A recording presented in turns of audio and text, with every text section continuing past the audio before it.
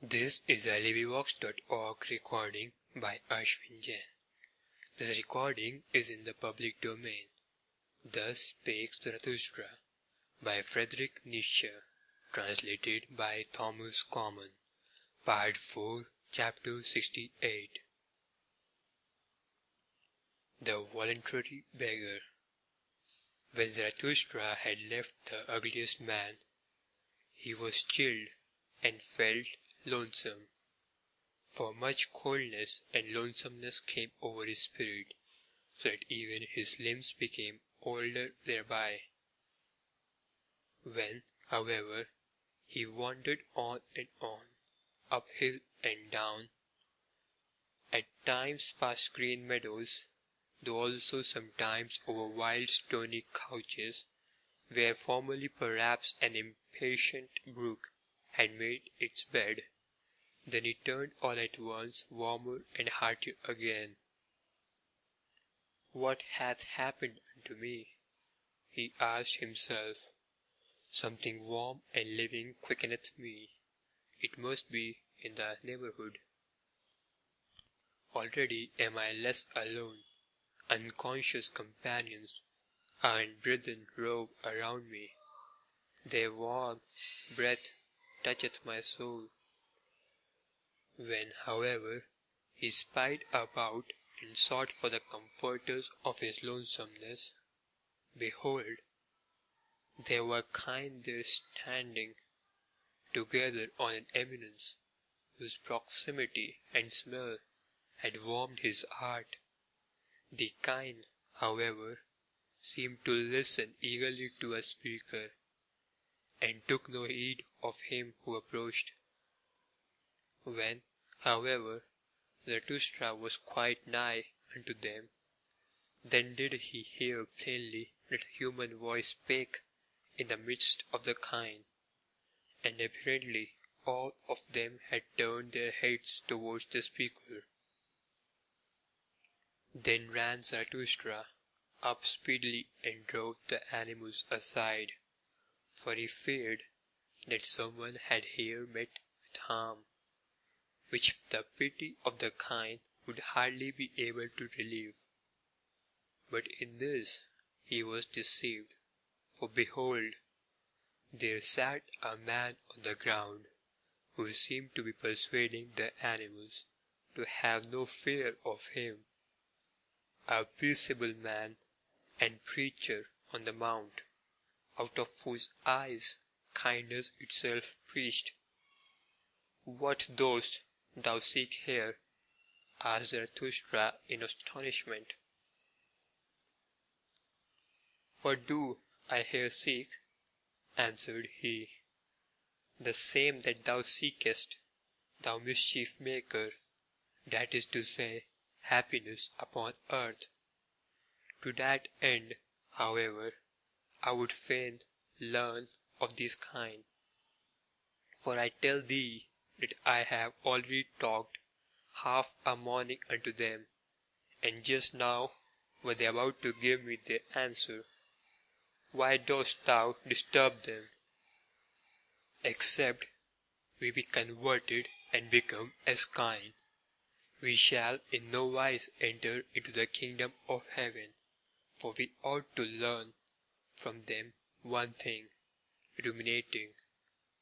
And verily, although a man should gain the whole world, and yet not learn one thing, ruminating, what would it profit him?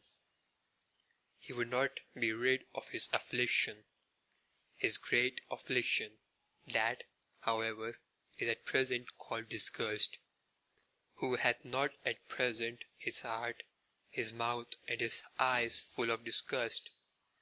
Thou also, but behold these kine." Thus spake the preacher on the mount, and turned his own look towards Zarathustra, for hitherto it had rested lovingly on the kine. Then, however, he put on a different expression. "Who is this with whom I talk?" he exclaimed frightened, and sprang up from the ground. This is the man without disgust. This is Zarathustra himself, the surmounter of the great disgust. This is the eye, this is the mouth, this is the heart of Zarathustra himself. And whilst he thus spoke, he kissed with overflowing eyes the hands of him with whom he spoke, and behaved altogether like one to whom a precious gift and jewel hath fallen unawares from heaven. The kine, however, gazed at it all and wondered. Speak not of me, thou strange one, thou amiable one, said Zarathustra, and restrained his affection. Speak to me firstly of thyself. Art thou not the voluntary beggar who was cast away great riches, who was ashamed of his riches and of the rich, and fled to the poorest to bestow upon them his abundance and his heart? But they received him not. But they received me not, said the voluntary beggar. Thou knowest it, forsooth. So I went at last to the animals, and to those kine. Then learnedst thou, interrupted Zarathustra, how much harder is it to give properly than to take properly, and that bestowing well is an art, the last subtlest master art of kindness, especially nowadays, answered the voluntary beggar. At present, that is to say, when everything low hath become rebellious and exclusive, and haughty in its manner, in the manner of the populace. For the hour hath come, thou knowest it forsooth, for the great, evil, long, slow, mob and slave insurrection. It extendeth and extendeth. Now doth it provoke the lower classes, all benevolence and petty giving, and the over-rich may be on their guard.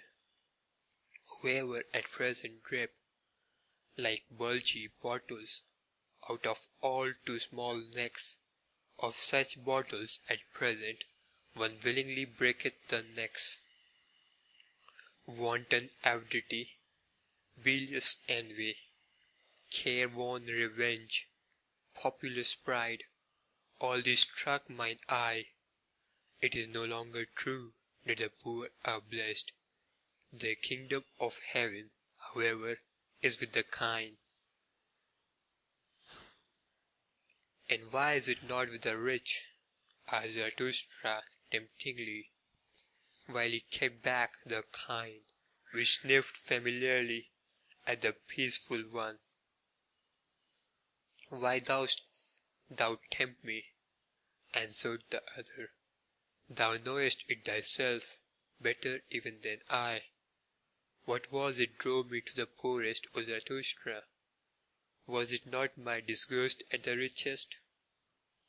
At the culprits of riches, with cold eyes and rank thoughts, who pick up profit out of all kinds of rubbish, at this rabble that stinketh to heaven, at this gilded, falsified populace, whose fathers were pickpockets, or carrion crows, or rag pickers, with wives compliant, lewd, and forgetful, for they are all of them not far different from harlots.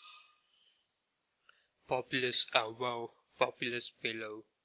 What are poor and rich at present? That distinction did I learn.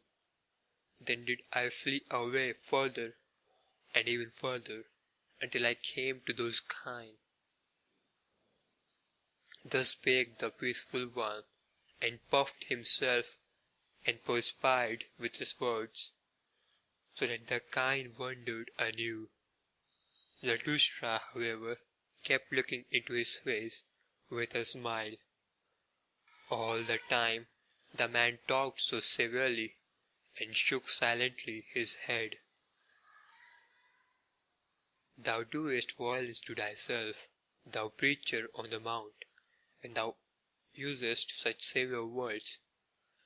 For such severity neither thy mouth nor thine eye have ever been given thee, nor methinketh hath thy stomach either, unto it all such rage and hatred and foaming over is repugnant. Thy stomach wanteth softer things, thou art not a butcher. Rather seemest thou to me a plant-eater and a root-man. Perhaps thou grindest corn. Certainly, however, thou art averse to fleshly joys, and thou lovest honey. Thou hast divined me well, answered the voluntary beggar, with lightened heart. I love honey. I also grind corn, for I have sought out what tasteth sweetly and maketh pure breath. Also what requireth a long time, a day's work and a month's work for gentle idlers and sluggards. Furthest, to be sure, have those kind carried it.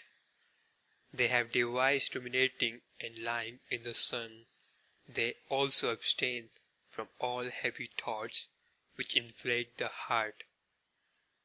Well, says Zarathustra, thou shouldst also see mine animals, mine eagle, and my serpent. Their like do not at present exist on earth.